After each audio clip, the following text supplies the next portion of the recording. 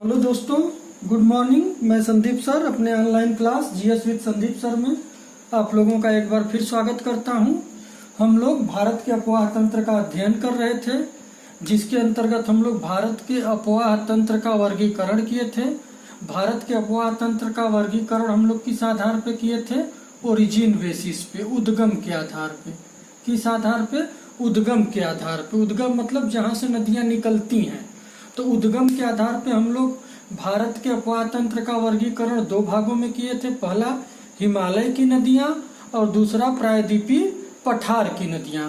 तो हिमालय की नदियों के अंतर्गत हम लोग देखे थे कि हिमालय से निकलने वाली नदियां जो है कहाँ पर गिरती हैं, अपना जल कहाँ पर ले जाकर गिराती हैं। तो इधर आप लोग देखे होंगे बे ऑफ बंगाल है और इधर क्या है? अरेबियन सी है। तो हम लोग देखे थे कि हिमालय की नदियों को भी हम लोग दो रूपों में बांटे थे। पहला वो नदियां जो अरब सागर में जाकर गिरती हैं और दूसरा वो नदियां जो बंगाल की खाड़ी में अपना जल ले जाती हैं। तो अरब सागर की नदी के अंतर्गत हम लोग हिमालय से निकलने वाली मुख्य नदी किसको देखे थे? सिंधु को देखे थे। इसके बारे में हम लोग विस्तृत अध्ययन पिछली कक्षाओं में कर चुके हैं। बंगाल की खाड़ी में गिरने वाली नदी में हम लोग कौन कौन सी नदी देखे थे? गंगा नदी और ब्रह्मपुत्र नदी। इन दोनों नदियों का भी हम लोग विस्तृत अध्ययन पिछली क्लास में कर चुके हैं। अगर आप लोग वो क्लास नहीं अटेंड किए हैं तो वो जाकर वीडियो देख लीजिएगा आप लोग। इसके अलावा आज हम लोग प्रायद्वीपीय पठार की नदियों का अध्ययन करेंगे। तो प्रायद्वीपीय पठार की नदियों को हम लोग भी दो रूपों में बांटेंगे। पहला वो नदियां जो अरब सागर में जाकर गिरती हैं और दूसरा वो नदियां जो बंगाल की खाड़ी में जाकर गिरती हैं। तो पहले आप लोग समझ लीजिए, हालांकि मैं पिछली क्लास में आप लोगों को बता चुका हूं कि प्रायद्वीप क्या होता है। तो मैं आप लोगों को बताया था कि ऐसा स्थल भाग जो तीन तरफ से क्या हो, जल से घिरा हो। तो आप लोग देखेंगे, आप यहाँ पर क्या है? बे ऑफ बंगाल और इस साइड क्या है? अरेबियन सी और नीचे क्या है? इंडियन ओशियन, हिंद महासागर। तो भारत का ये जो हिस्सा है तीन तरफ से जल से घिरा हुआ है, इसलिए इसे क्या बोलते हैं? प्रायद्वीपीय भारत बोलते हैं।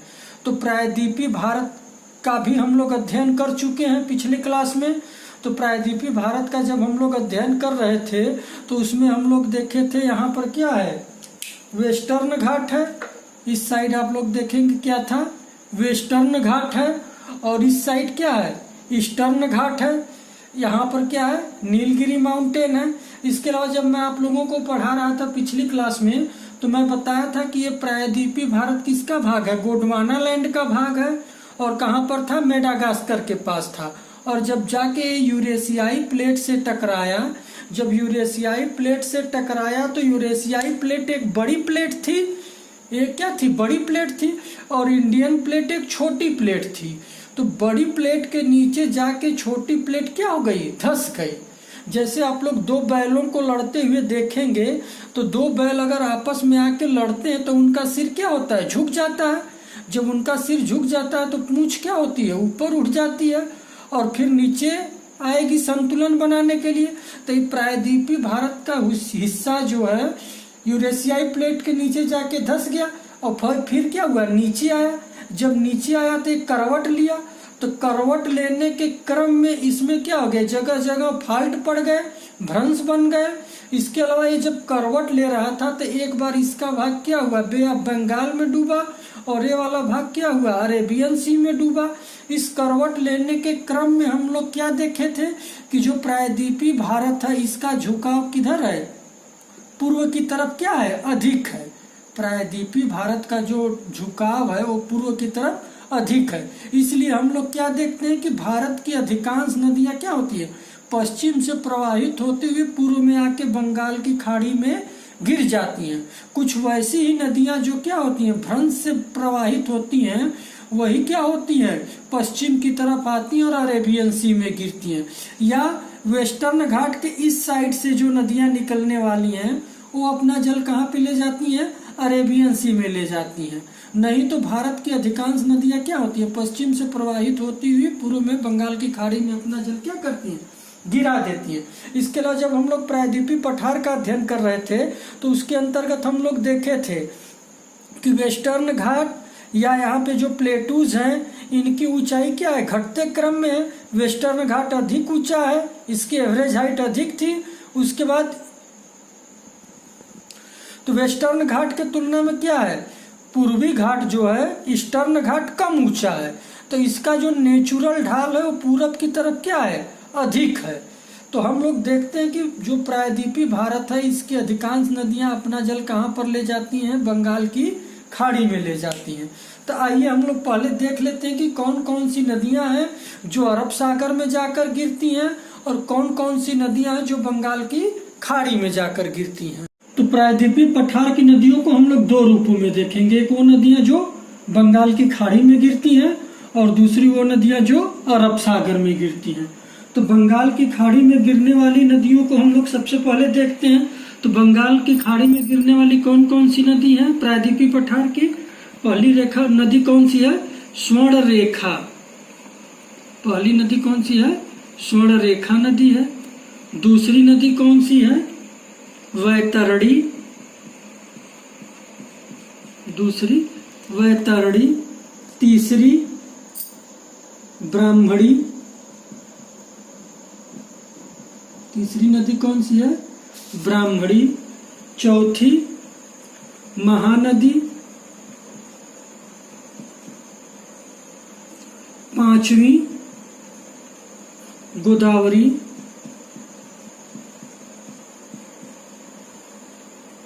छठी कृष्णा। सातवीं पेन्नार। आठवीं कावेरी। नौवीं वैगई। 10वीं ताम्रपर्णी। अगर आप लोग प्रायद्वीपीय भारत का मानचित्र देखेंगे तो ये हम लोगों का क्या है, पेनिनसुला इंडिया है। और इस पेनिनसुला इंडिया में हम लोग किन नदियों को देख रहे हैं, बे ऑफ बंगाल में, बंगाल की खाड़ी में गिरने वाली नदियों को देख रहे हैं। किन नदियों को देख रहे हैं, बंगाल की खाड़ी में गिरने वाली नदियों को देख रहे हैं। तो इसमें कौन कौन सी नदियां, थोड़ा मैप में भी देख लीजिए आप लोग। तो हम लोग देखते हैं यहाँ पर एक नदी है, कौन सी नदी है, स्वर्ण रेखा।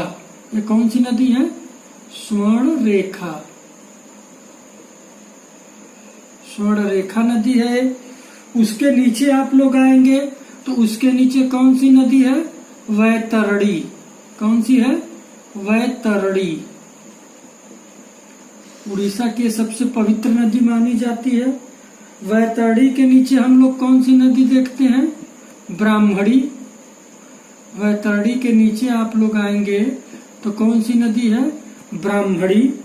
ब्राह्मणी के नीचे आएंगे आप लोग तो यहाँ पे कौन सी नदी है, महानदी। महानदी। महानदी के नीचे आएंगे आप लोग तो महानदी के नीचे कौन सी नदी है, गोदावरी। कौन सी है, गोदावरी। गोदावरी के नीचे कृष्णा। गोदावरी के नीचे कौन सी नदी है, कृष्णा। कृष्णा के नीचे पेन्नार। पेन्नार। पेन्नार के नीचे कावेरी।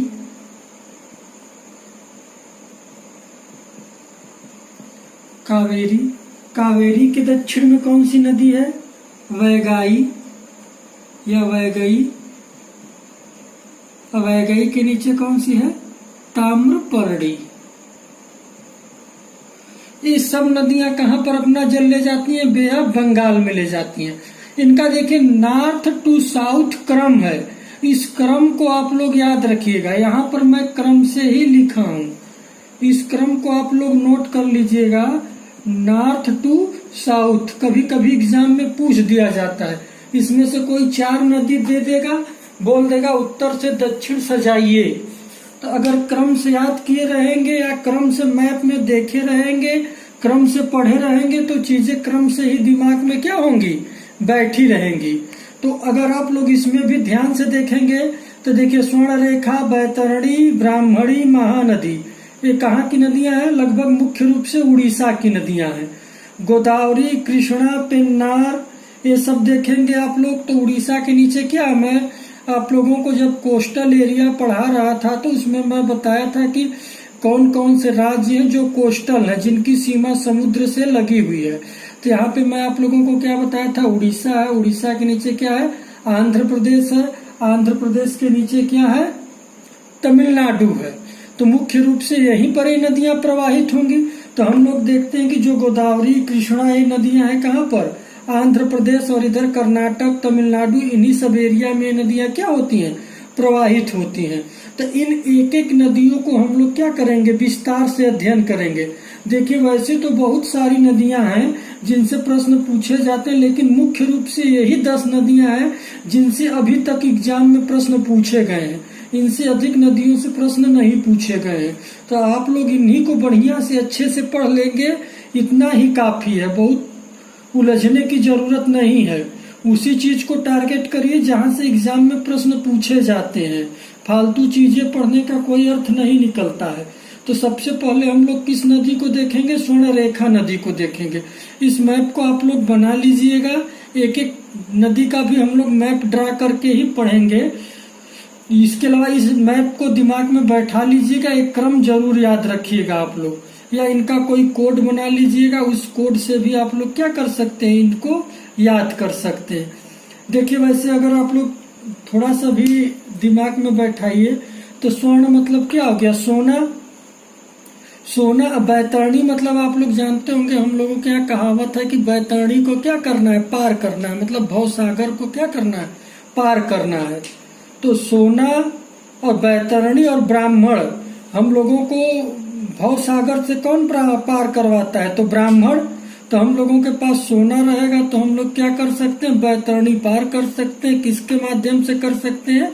ब्राह्मण के माध्यम से। तो ब्राह्मणी नदी हो जाएगी। अब ब्राह्मण बिना सोना लिए तो बैतरणी पार करवाएगा नहीं। उसके बाद जब हम लोग बैतरणी पार कर लेंगे तो क्या हो जाएंगे? महान हो जाएंगे। तो इस तरह क्रम से जोड़कर चीजों को याद कर लीजिएगा आप लोग। इसके अलावा इनको भी इसी क्रम में याद कर लीजिएगा। अब हम लोग एक एक नदी को आइए देखते हैं। तो पहला हम लोग किसको देखते हैं? स्वर्णरेखा नदी को। तो पहला हम लोग किसको देखते हैं? स्वर्णरेखा नदी को देखते हैं।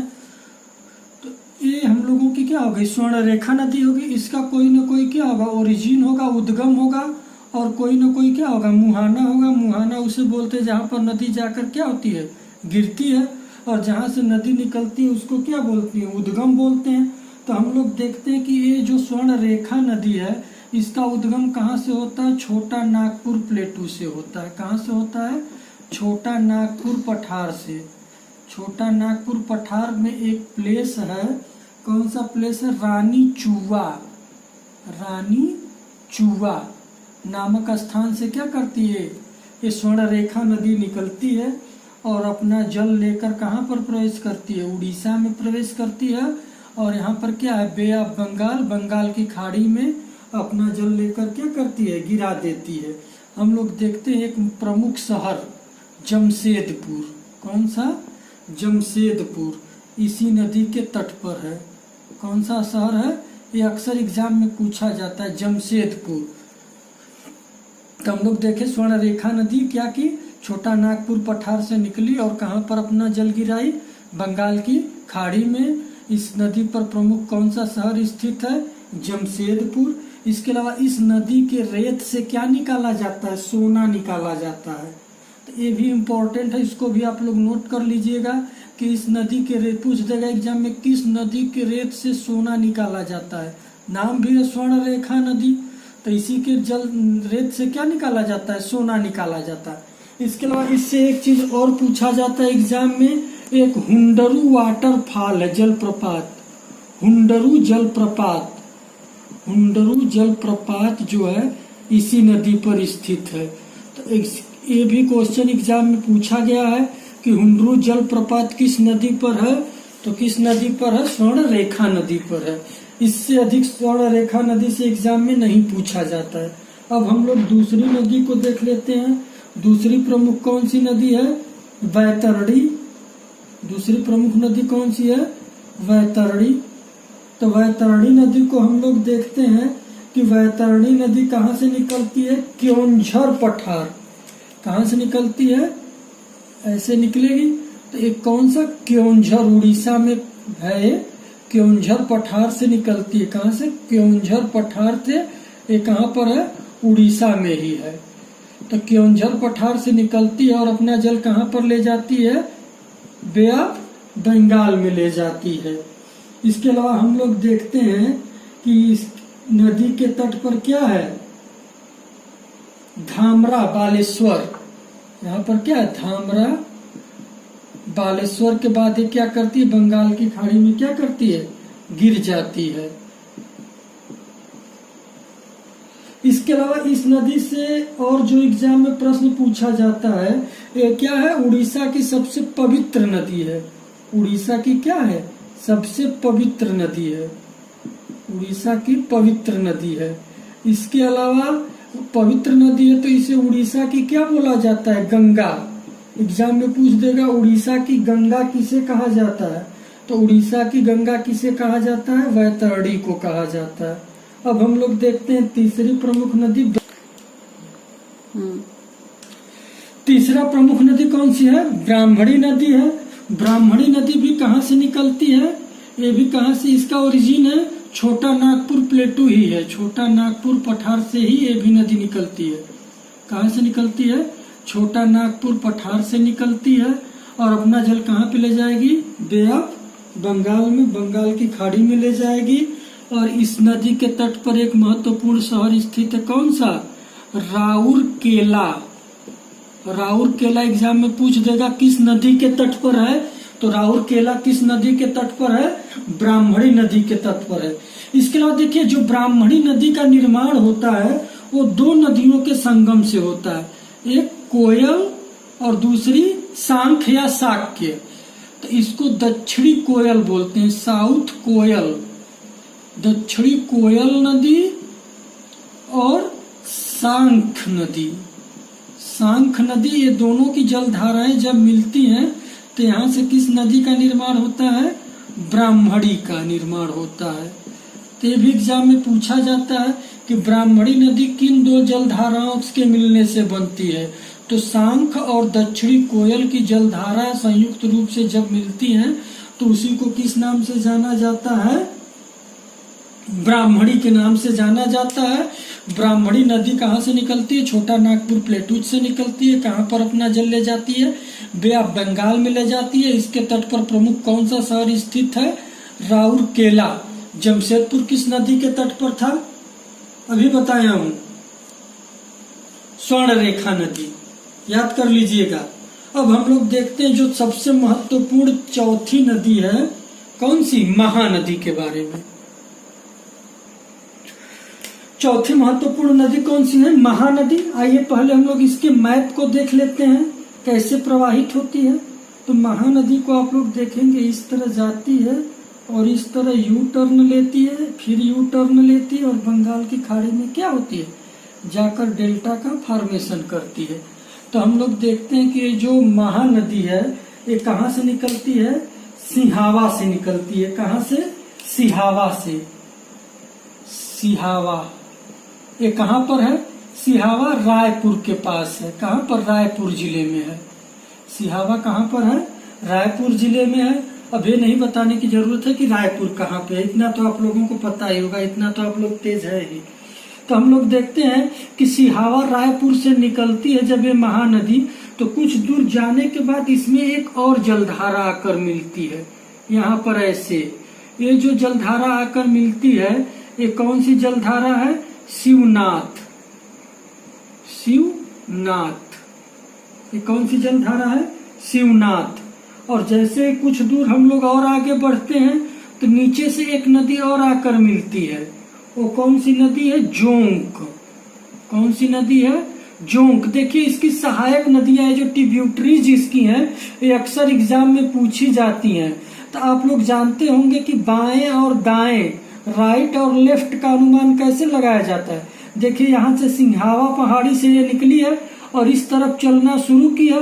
जब इस तरफ चलना शुरू किया है तो ये वाला भाग क्या हो जाएगा, लेफ्ट हो जाएगा, और ये वाला भाग क्या हो जाएगा, राइट हो जाएगा। ये बायां और ये दायां। तो हम लोग देखते हैं कि सिहावा से निकलने के बाद इसके लेफ्ट साइड से एक नदी आकर मिल रही है, उसका नाम क्या है, शिवनाथ। और शिवनाथ से थोड़ा दूर जब हम लोग आगे बढ़ते हैं तो एक नदी राइट साइड से आकर मिलती है, उस नदी का क्या नाम है, जोंक नाम है। उसके बाद जब कुछ दूर और आगे हम लोग बढ़ते हैं तो यहाँ पर एक नदी और आकर मिलती है, वो कौन सी नदी है, हसदेव। कौन सी नदी मिलती है, हसदेव नदी मिलती है। हसदेव से हम लोग कुछ दूर और आगे बढ़ते हैं तो एक नदी और आकर मिलती है, वो कौन सी नदी है, मंड। कौन सी नदी, मंड नदी। मंड नदी आकर मिलती है। और मंड नदी से कुछ दूर और हम लोग आगे बढ़ते हैं तो एक नदी और आकर मिलती है, कौन सी, ईब। ईब नदी आकर इससे मिलती है। ईब से और हम लोग जब नीचे आते हैं तो यहाँ पर एक नदी आकर और मिलती है, वो कौन सी नदी है, ओंग। ओंग नदी है।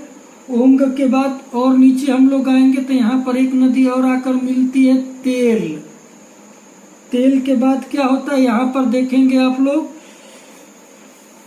तो यहीं पर किसका भी निर्माण किया गया है, NW5, जो हम लोगों का राष्ट्रीय जल मार्ग 5 है।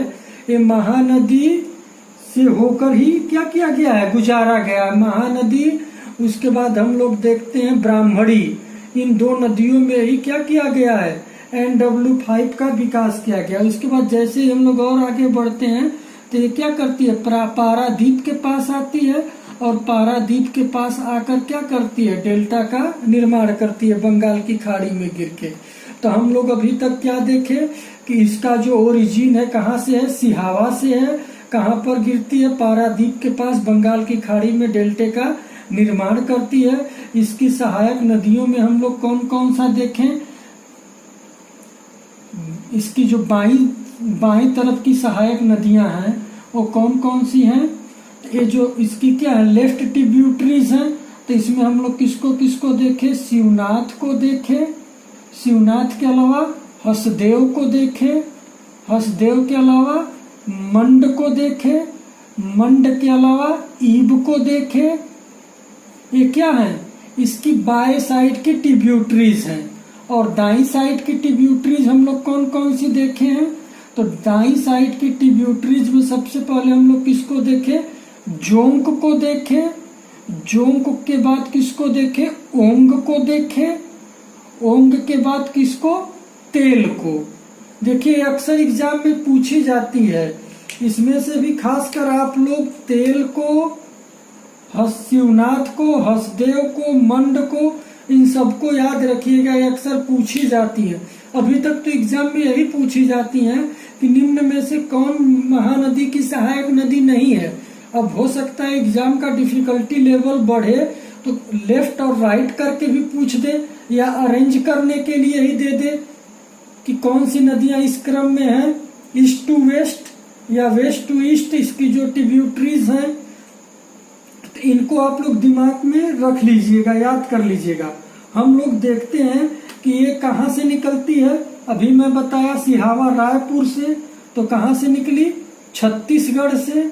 छत्तीसगढ़ से निकलने के बाद ये नदी कहाँ पर, किस राज्य में प्रवेश करेगी, उड़ीसा में।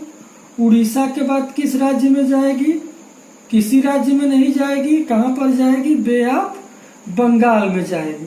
तो हम लोग देखते हैं कि इसका जो प्रवाह है, ये नदी है मुख्य नदी, ये इसका क्या कहा जाएगा, प्रवाह कहा जाएगा।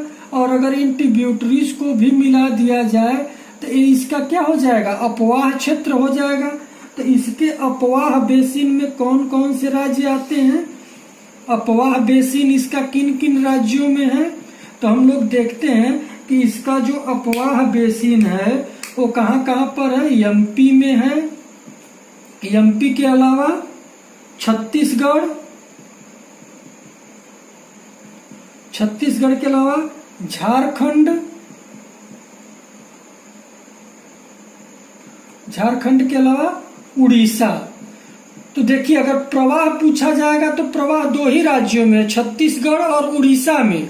और अपवाह बेसिन पूछ दे कि महानदी का अपवाह बेसिन कितने राज्यों में है, तो एमपी 1, छत्तीसगढ़ 2, झारखंड 3, उड़ीसा 4 राज्यों में है।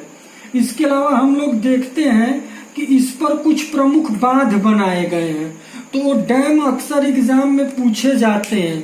तो आइए उन डैम को भी हम लोग देख लेते हैं।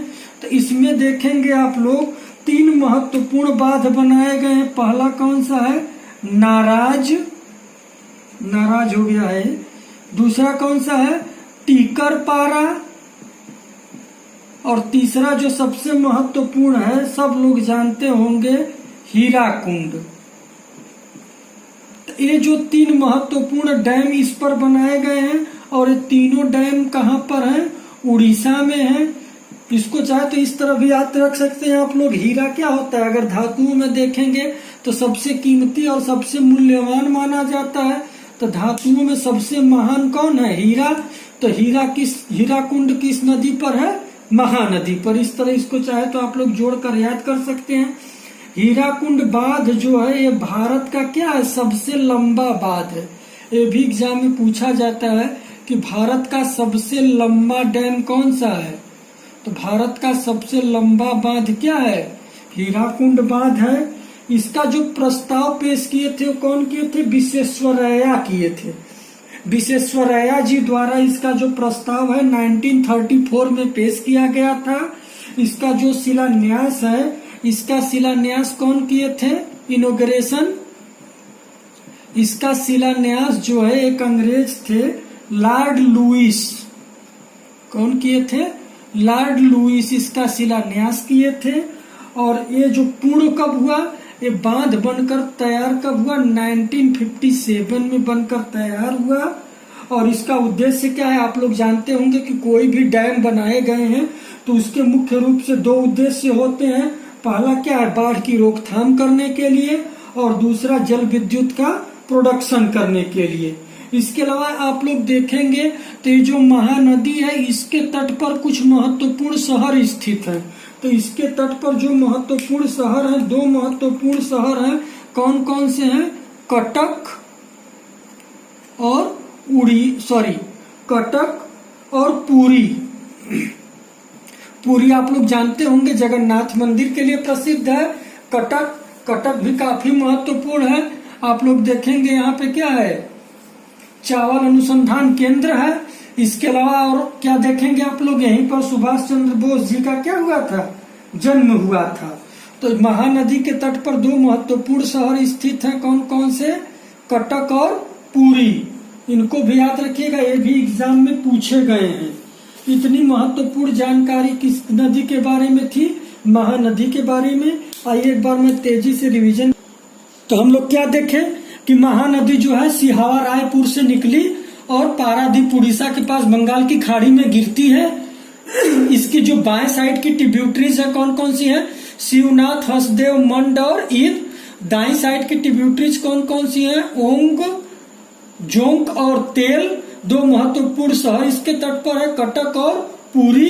3 महत्वपूर्ण डैम बनाए गए हैं, नाराज, टीकरपारा और हीराकुंड।